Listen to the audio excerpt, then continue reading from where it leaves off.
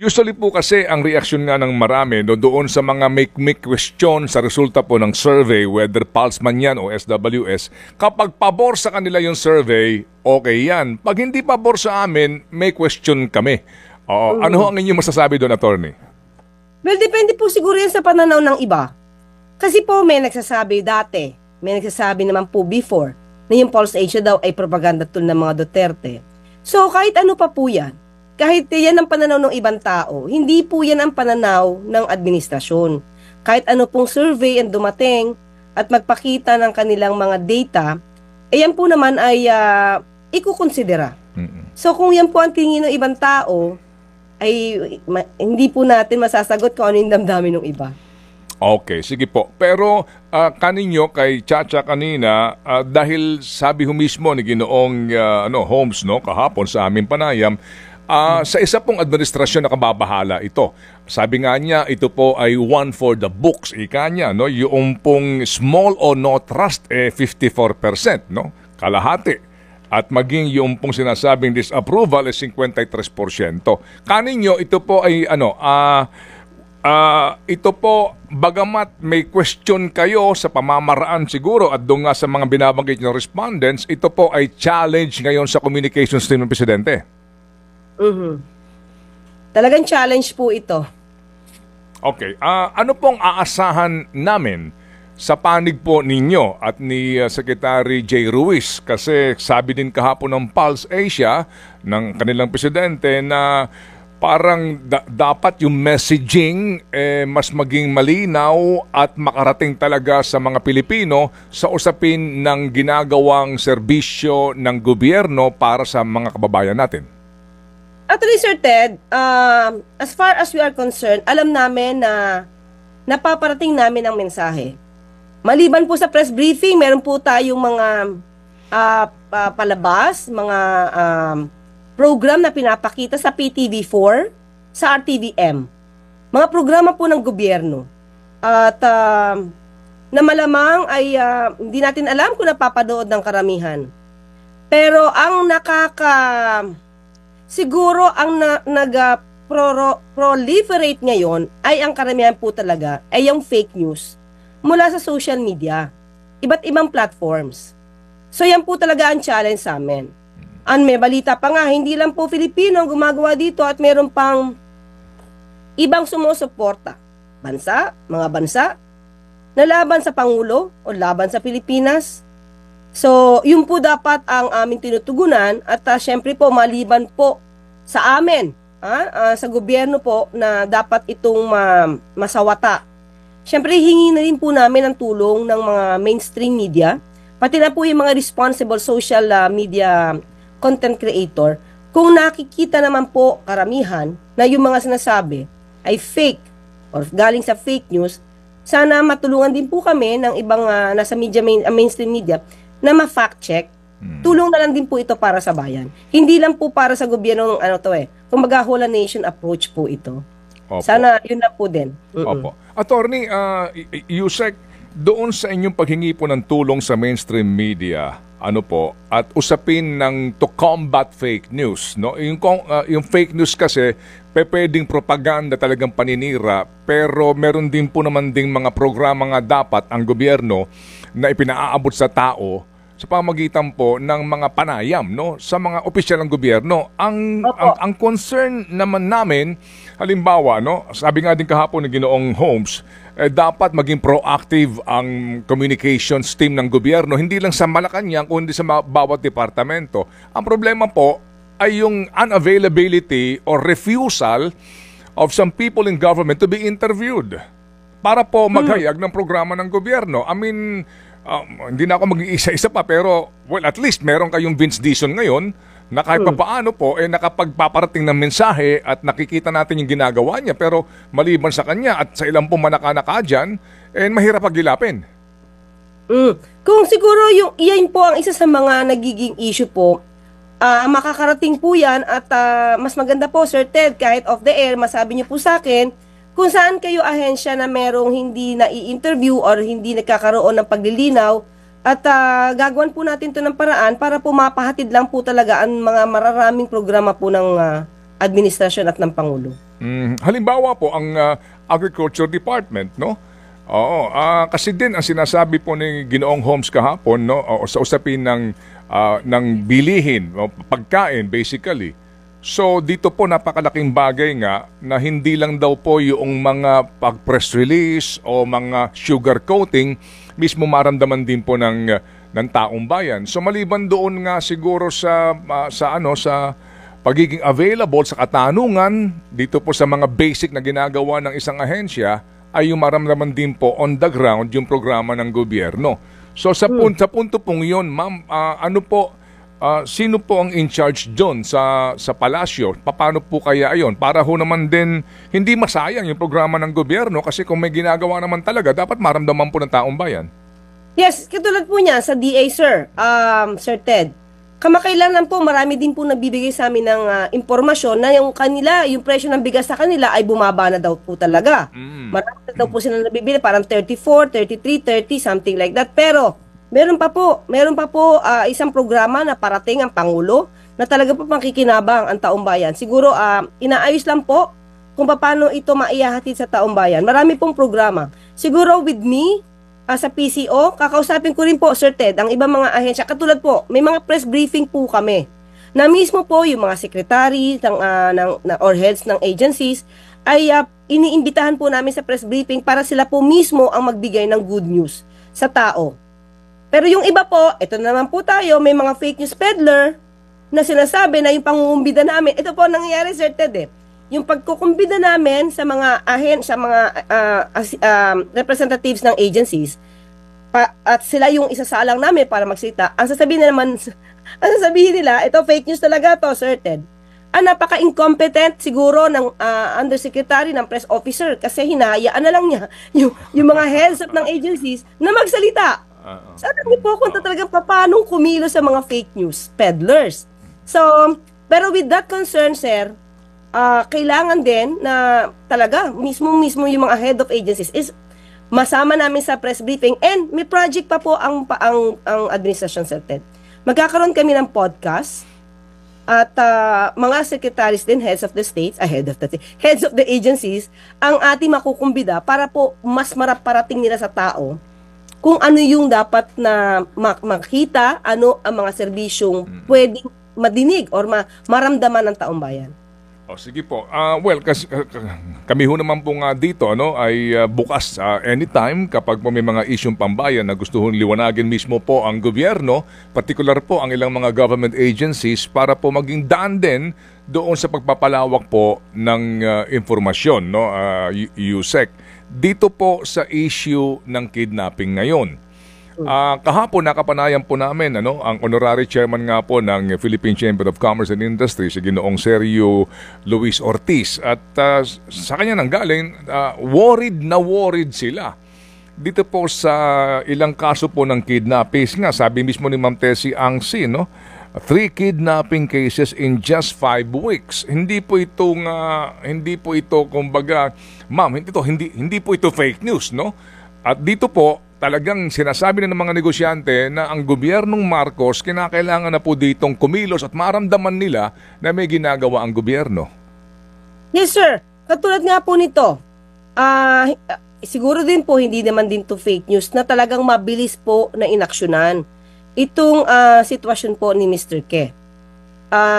Bago nga mag-Easter Sunday ay nakuha na po o nahuli ang 3 suspect. Ganun po talaga kabilis ang isinagawa dahil din po ito sa direktiba ng Pangulo. Siguro lang, sir, ganito. Pag may mga ganitong sitwasyon, minsan po, kaya po siguro hindi nakaka-action agad ang PNP or ibang mga law enforcement agencies. Hindi rin po kasi agad na ibibigay yung informasyon sa tamang ahensya. Parang minsan, pag ganito po yung sitwasyon, is kinikip muna nila sa family. They want to solve it by themselves. Na hindi nakakakilos kung paano agad mariresolba. So parang darating na lang minsan yung issue pag nandun na. So siguro po kung may ganitong klaseng issue, sir, especially kidnapping, wag po sila mag-atubili. Kung may takot sila na may pagbabanta na wag makipag-ugnayan sa police or sa ibang law enforcement agencies, wag mag-atubili. Kasi po mas mapapabilis po ang trabaho ng law enforcement agencies natin kung makikipag-cooperate din po yung mga taong concerned. Sa punto ma'am ng dapat wala kasing kidnapping na nangyayari Di po ba? I mean, yung prevention. Ano po ang inyong masasabi doon, attorney? Sir, sinisikap naman po ng pamahalaan. Kahit sino pong gobyerno, kahit anong bansa, ayaw naman po ng itong klaseng krimen. Pero hindi po ito maiiwasan kung may ganyang klaseng mga pagbabanta. Kailangan din po talaga ng tulong, no? Ng tao. Tulong mula sa tao na para mabilis din maka-action ang mga law enforcement agencies. Pero sabi nga natin, ito mga suggestion po na nagbumula sa mga concerned citizens natin, ikinukonsidera po talaga to dahil hindi po magandang mag-reflect sa gobyerno ang mga ganitong klaseng krimen, yung mga nangyayaring sitwasyon na ganito. Kaya asahan niyo po na mas mabilis pa po ang pag-aksyon ng gobyerno, basta po rin ang kooperasyon po ng tao ay kailangan din po natin. Opo. Doon po sa punto ng request po ng mga negosyante, no, na yung mas attorney, hindi ko po alam kung pwede po ito sa ating pong batas. Ang sabi nga nila, dapat may special court dito sa mga kidnapping cases para masiguro lang na mabilis yung pagpaparusa dito sa mga may gawa nitong kidnapping na ito. Sir, ang alam ko, pag heinous crime, meron na pong court na for that way back, meron po kasi akong kaso ng kidnapping. At that time, sa Manila po yun, parang 8 months lang namin na take up. Natapos agad. Pero as of now, Sir Ted, itatry ko po alamin ko ano, papamonitor po natin ano na ba ang sitwasyon pag mga ganitong klaseng kaso. Opo. Kasi nga din, ngayon, ang PNP may statement na case solved na itong kay Anson Ke. Pero may dalawa pa pong sinasabi na dapat po ay tinutugis. Yung pong mga ganun, ma'am, bagamat ito po ay PNP matter na po, pero doon po sa sinasabi ng ibang grupo, pati itong mga negosyante na napakaaga yung sabihin na case solved na yan, di pa nga may mga dapat makakayong hulihin. Sir, kasi ganito, di natin alam yung strategy ng PNP. Kung patuloy pa sila nag-i-investigate, hindi natin alam ang strategy kung paano. So, siguro estratehiya po yan kasi hindi rin naman nila titigilan yan kung meron pa natitira. Okay. Opo. Sige po. Strategy ng PNP. Naglalabas sila ng statement na kesyo ito hong nagdaang Semana Santa, ang crime rate, ang index crime bumaba, mga etc. Sabi ho ninyo, yung inflation, parang ang datos ng PSA, ito'y bumabagal, no? Kumbaga, mas maganda ang lagay ng inflation rate natin. Pero sinasabi ng mga tao, ang problema namin, inflation pa rin. Dito ho sa PNP, bumababa daw po ang index crime, no? Ang krimen sa ating kapaligiran, pero napapanood mo, sinaksak na Koreano, hinold up, binarel, patay.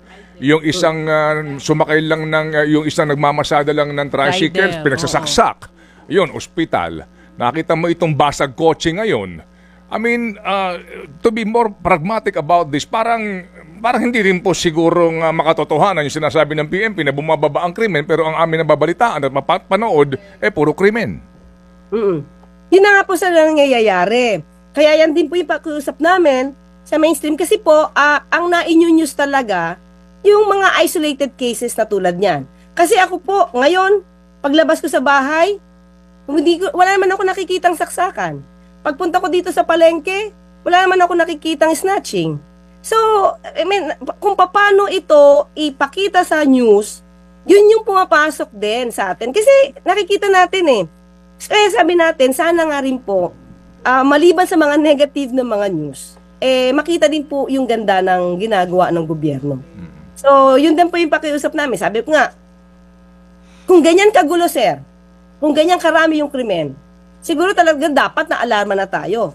Chaotic na yung dating.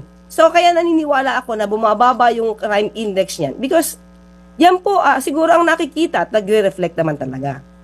So, siguro isang tabi natin yung mga nakita na sa TV kasi yan talaga yung news nila. Isang beses na saksak, isang beses na buksan ng salamin or binasag yung salamin, news yan. Pero hindi naman lahat ng lugar nagbabasag ng salamin yung mga tao para magnakaw. Opo. So, paano ho kaya yun, ma'am? Kung, kasi,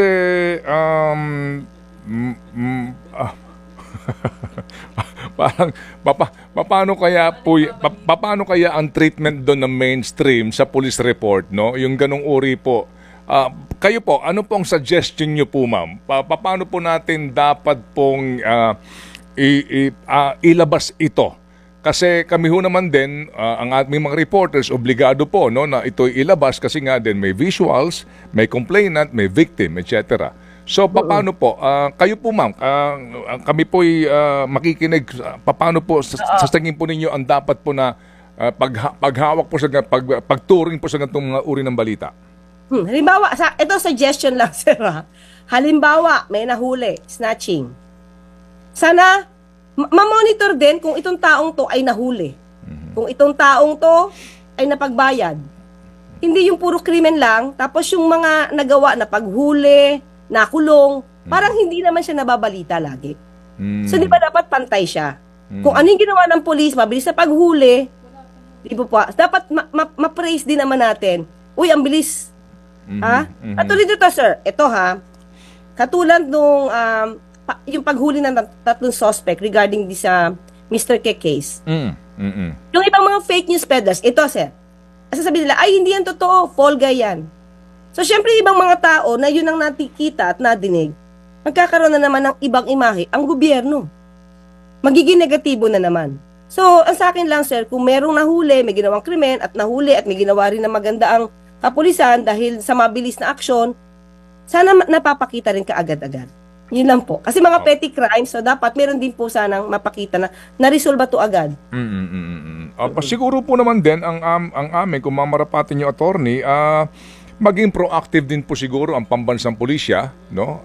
Sa kanila pong pagtugon sa mga tawag para po sa mga panayam, no? Dito po sa reaksyon agad nila sa mga reported po na mga krimen ngayon na nangyayari. Kasi, attorney, mahirap yan, ano? Yung sitwasyon po ninyo kasi nga kumbaga yung police report na bahagi po ng mga newscast, araw-araw yan at wala po namang report tungkol doon sa mga nahuhuling snatcher. Mga nahuhuling kaninyo, mga magnanakaw sa mga barabarangay. Sige po. So, makikipag-ugnayan po tayo kay General Marbil. Dapat kasi din mapakita po din talaga yung ginagawa ng kapulisan para nakikita po ng tao. Opo, yes ma'am.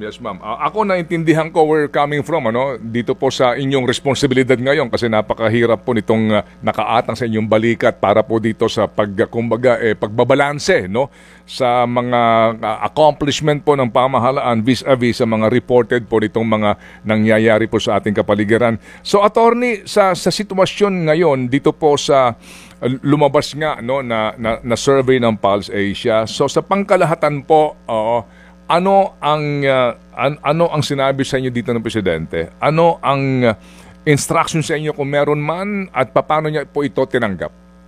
Nung una po kami nag-usap, ang sinasabi niya po talaga, malamang po yung mga respondents na sumagot ay bombarded ng fake news. Yan po.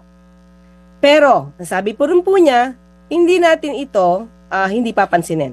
Tignan pa rin kung yung mga respondents gaano na ang tao na natutulungan ng gobyerno at kung nakakarating ba talaga yung serbisyo ng gobyerno sa tao.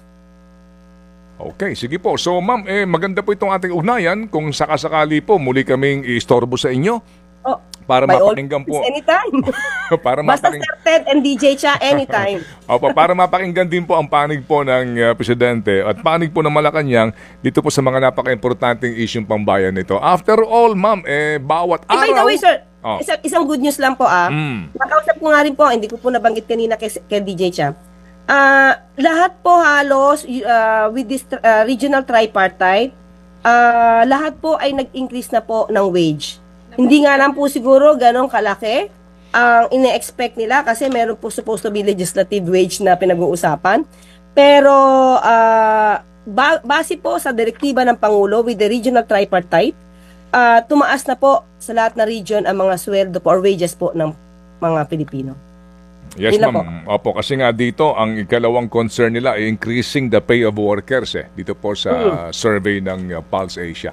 Yan po. Yan po yung good news ng DOLE ni Secretary Laguesma. Kaya nga sabi ko, parang hindi nila nakikita po talaga yung ginagawa ng gobyerno dahil siguro nga hindi po ito napapakita o na isa sa publiko agad. Actually, nasa balita naman namin yan, ma'am. Oo, naibalita thank na you po. po. Opo, Yes, yes, Ayun, ma'am. thank you. Bawat regional news namin, kapag po meron ng wage increase, no, na order pang wage board, lagi po namang nasa balita yan. Sige. So, Tama, attorney, thank you po. salamat po na marami ulit sa uulitin po.